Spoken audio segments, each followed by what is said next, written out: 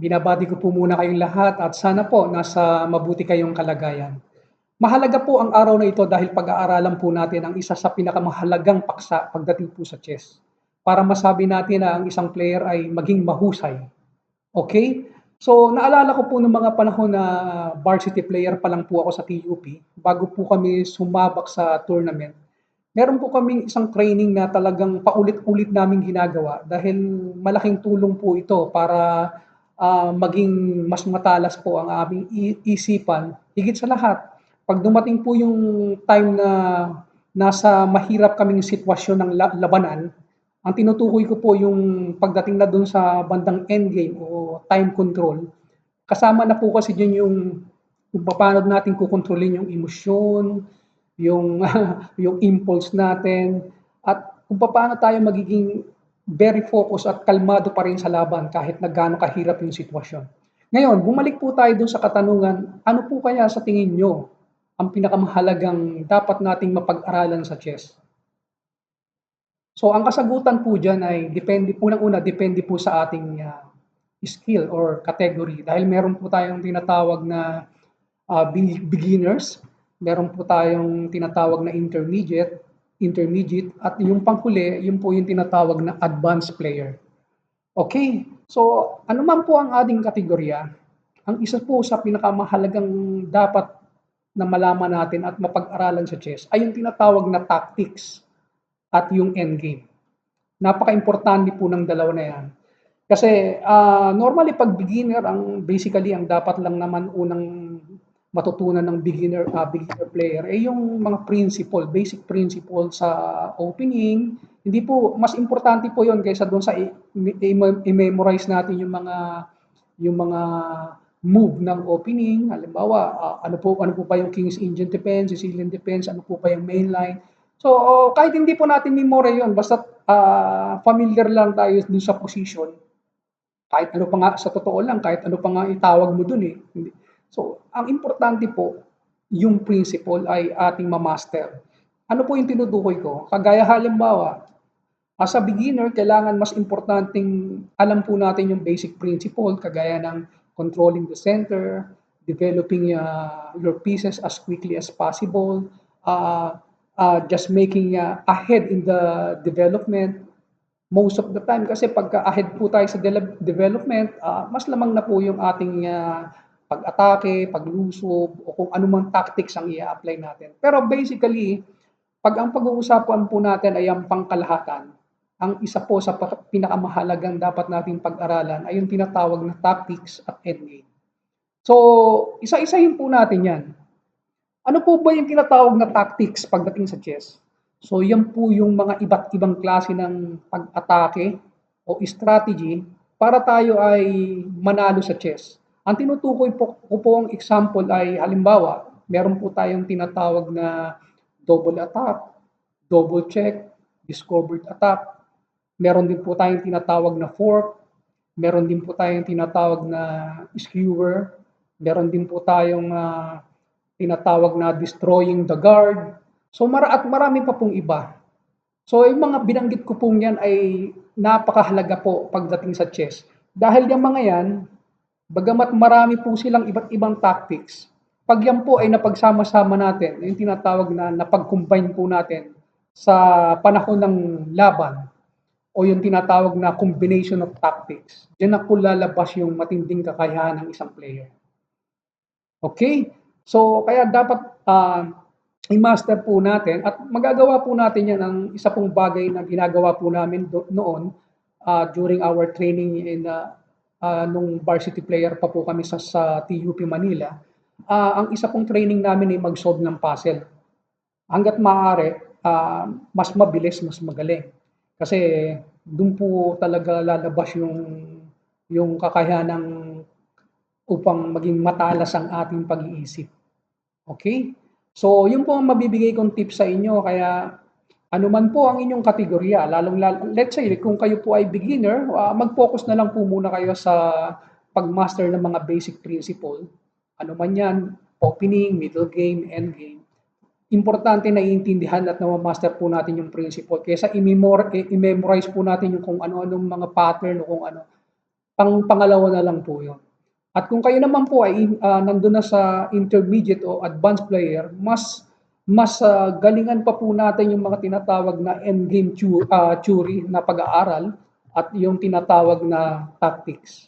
Okay, sana po ay meron po kayong natutunan sa isinare ko sa inyo. Ngayon, ipakikita ko po sa inyo is yung isang kapanapanabik na laban ko po nung ako po ay napalaban sa Blitz game at ang nakalaban po natin ay Costa Rica.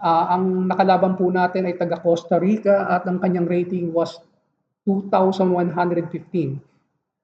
During the time, 1,952 po lang ang rating natin.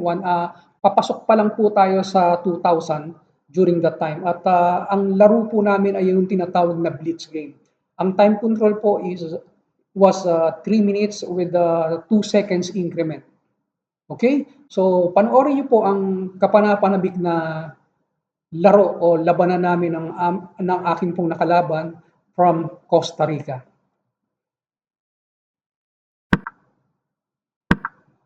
Okay, nag-D4 po yung kalaban. Palagay ko magku-queen's gambit yung kalaban.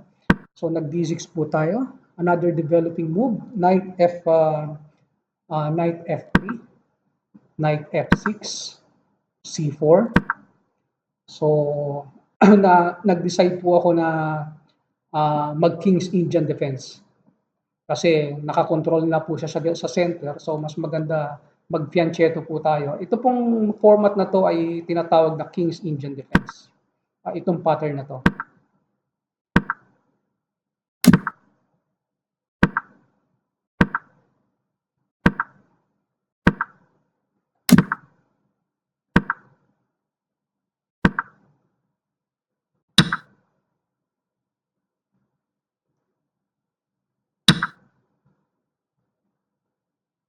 Okay, gaya po ng isa sa pinakamahalagang principle, yung tinatawag na during development, dapat maging ahead po tayo. So ahead of the development is basically one of also the most important principle as far as opening is concerned.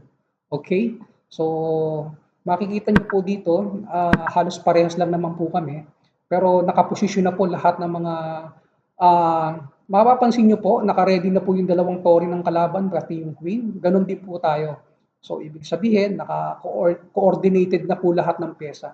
Pero, ako naman po, talagang hindi ko pwedeng hindi ipaglalaban yung center dahil ang kahalagahan po, pag kontrolado natin yung center, mas malawak po ang gagalawan o control ng ating mga pyesa. Mas marami tayong option kung paano tayo mag-maneuver sa labanan. So, ituloy po natin.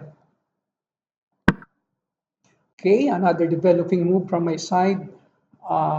Queen to A5.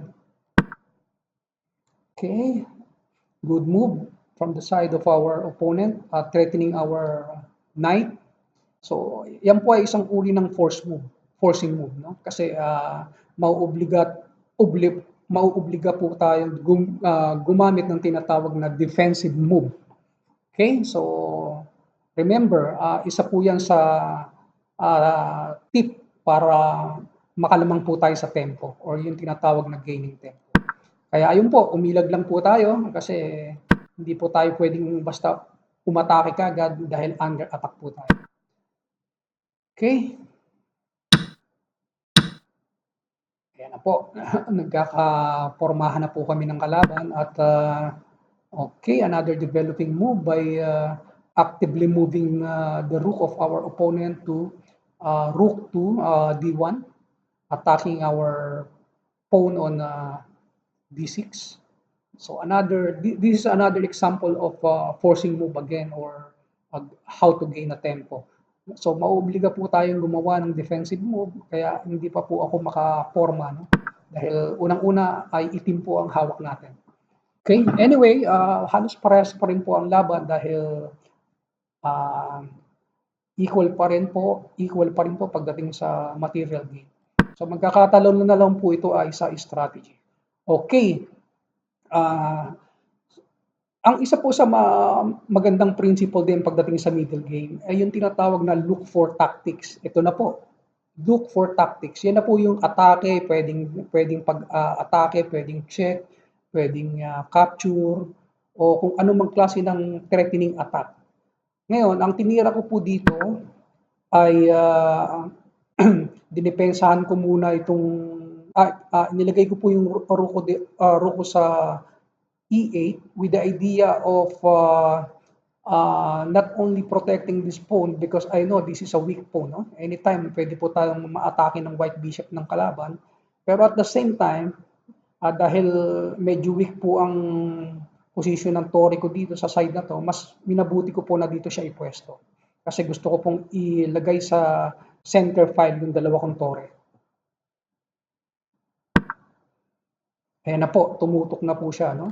So, kita ko na po yan. Kaya ang idea ko dyan, iaangat ko talaga yung pawn ko para pag kinain ng kalaban, mag-open file po yung, nakita nyo po, yan po ang mag-open file po yung tore natin at at this time, kontrolado ng rook natin ang tinatawag na e-file. So ngayon, this is another, for the side of our opponent, I think that is a bad move. Kasi meron po tayong matibay na atake. Kahit nakuha po yung pawn natin, parang ang tawag dyan ay gambit. Pinainan po natin siya pero mababawi din natin yan. Okay? And I will show you how to ngayon, nakakapag-counter attack na po ako. At the same time, delikado po yan dahil makikita po nyo yung queen natin naka-discover attack papunta sa king ng kalaban. So mag-ingat siya dyan.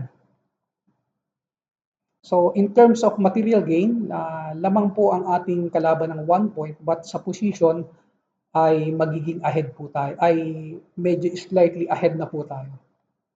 So ang ginawa po ng kalaban dahil nakita niya na delikado yung king niya doon, umiwas na po. At yan po ay isang klase ng losing tempo kasi yung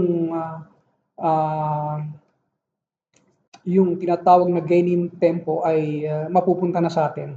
Nakita niyo yung tira ko po ay naka-battery na at under attack po yung kanyang bishop. So this is another example of what you call how to gain a tempo. Okay. Of course, kagaya po ng sinabi ko sa inyo, ang forcing move po dito ay magawa natin ang kalaban na gumawa o lumikha ng tinatawag na defensive move. At yan na nga po ang nangyari. Umilag po siya at chinek tayo. So umilag lang po tayo. Okay. So maganda po ang labanan dahil meron po tayong threat ng mati dito. So kung hindi niya po yan makikita, mati po siya dyan. Okay, pero palagay ko, nakita yan ng kalaban kaya gumawa siya ng exit point para sa hari niya. So kung i-analyze po natin ito, nakakalamang po ako. Unang-una, ito po ay blitz game. 4.6 seconds na lang po yung kalaban. Tayo po ay napakahaba pa ng oras, 1.46. Kasi during that particular game, talagang aware na po ako na napakahalaga ng oras sa blitz game o yung tinatawag na bullet game. Hindi po pwedeng baliwalain yung oras kasi napakarami na pong base po sa aking experience pagka mabilis ang laro, talagang kailangan mahusay ka ring tumira o magdesisyon ng tama. Kasi kagaya niyan, dapat yung tinatawag na reflexes po natin dapat mabilis. Aware tayo dapat sa mga posisyon na kagaya nito. Kung ano po ang dapat nating gawin ng mabilis, dapat aware po tayo doon. So, sa ganito po position, alam ko matatalo na po yung kalaban dahil imagine 3 seconds, 3 seconds na lang po. Kahit po lamang siya, hindi niya po ako kayang matihin within 3 seconds. Okay, so nilaro ko na lang po yung kalaban at ayan, makikita niyo po. Okay, nag-resign na po yung kalaban dahil wala, bukod sa ubos na po ang oras niya, talagang naghihingalo na po yung kanyang queen sa position na to. Okay, sana po ay may natutunan kayo sa pinakamahalagang bagay na dapat nating pag-aralan sa chess na akin pong ibinahagi sa inyo. Kung meron po kayong mga katanungan o gustong gustong malaman pa, mag-comment lang po kayo sa baba, paki-like na rin po yung ating video content ngayon. At kung meron po kayong iba pang gustong sabihin o itanong, wag po kayong mag-atubiling mag-comment para sa mga susunod na video na i-upload ko ay makagawa po ako ng mga video sa chess na alam kong mas interesado po kayo. Maraming marami pong salamat at mag-ingat po kayong lagi at kagaya ng dati, sana lagi niyo pong subaybayan ang anino ng hari.